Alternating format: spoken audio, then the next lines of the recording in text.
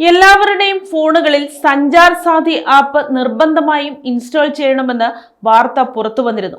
ഇതിന് പിന്നാലെ വലിയ രീതിയിൽ പ്രതിഷേധങ്ങളും ഉയർന്നു.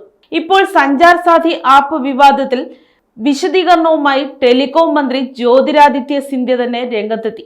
ആപ്പ് ഇൻസ്റ്റാൾ ചെയ്യണമെന്ന് ഒരു നിർബന്ധവുമില്ലെന്നും ഫോണുകളിൽ നിന്ന് അവ ഡിലീറ്റ് ചെയ്യാൻ സാധിക്കുമെന്നും സിന്ധ്യ വ്യക്തമാക്കി.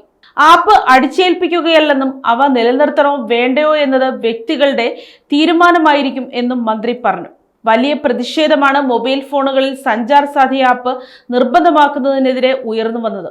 പ്രതിപക്ഷ നേതാക്കളിൽ പലരും ഈ നീക്കത്തിനെതിരെ രംഗത്ത് വന്നിരുന്നു. സ്വകാര്യതയിലേക്കുള്ള കടന്നുകയറ്റമാണ് ഇതെന്നാണ് KC വേണുഗോപാലും പ്രിയങ്ക ഗാന്ധിയും അടക്കമുള്ള നേതാക്കൾ വിമർശിച്ചത്. എല്ലാം നിരീക്ഷിക്കാനുള്ള ബിഗ് ബ്രദറിന്റെ നീക്കമാണിത് എന്നും വിഷയം പാർലമെന്റിൽ ഉന്നയിക്കുമെന്നും KC വേണുഗോപാൽ പറഞ്ഞു.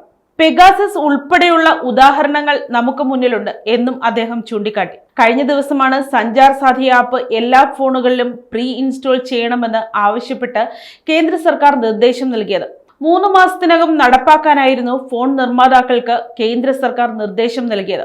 Apple, Samsung, Vivo, Oppo, Xiaomi എന്നീ കമ്പനികൾക്കാണ് നിർദ്ദേശം ലഭിച്ചത്. സൈബർ തട്ടിപ്പുകളെ പ്രതിരോധിക്കാനാണ് ഈ ആപ്പ് എന്നതാണ് കേന്ദ്ര സർക്കാർ നൽകിയ വിശദീകരണം. News desk, Kottarakkara media.